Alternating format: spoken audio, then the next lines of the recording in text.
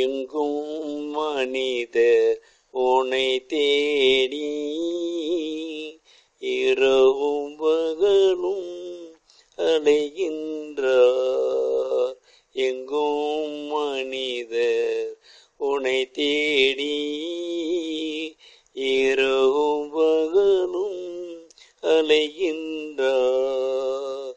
எங்கும் உள்ளது உன் வடிவம், எனினும் குருடர் காண்பாரோ. எங்கும் உள்ளது உன் வடிவம், எனினும் குருடர் காண்பாரோ.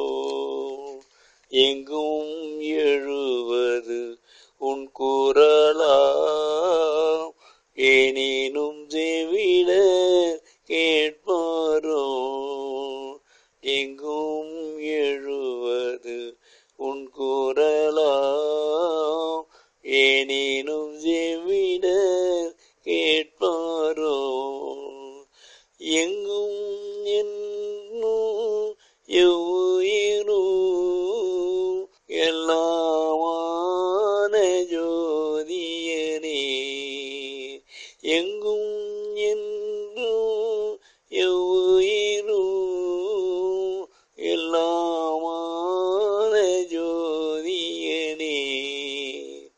எங்கும் மனிதர் உனை தேடி இரவும் பகலும் அலைகின்றார், அலைகின்றார், அலைகின்றார்.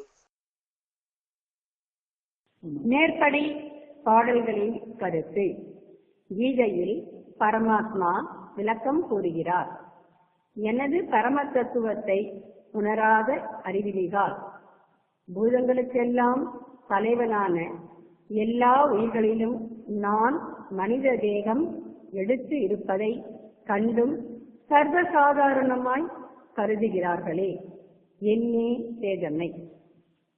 உலக படைப்பின் தேகங்களில் எழிலான கடவுள் இறைவன் உயிர் அறிவாக இருந்து வழி நடத்துவதையும் உயிர்கள் குரல் எழுப்புவதையும் இறைவனின் ஆற்றல் என்று அறியா மக்களை குருடும் செவிடும் போன்று புறத்தே தேடி அலைவதை கண்டு பரமாத்மா நகைக்கின்றார். இறைவன் தேகத்தில் உயிர் அறிவாக இருப்பதால் நாம் சாப்பிடுகிறோம் என்கிறோம். கடவுள் உயிர் இல்லை என்றால் சமம் தானே? சமம் சாப்பிடாது. இந்த பகுத்தறிவு கூட இல்லா மக்களை பார்த்து இறைவன் சிரிக்கின்றான் என்பர் ஞானிகள். சிந்திப்போம். நாம் உலக உயிர்களின் ஒளியாவே.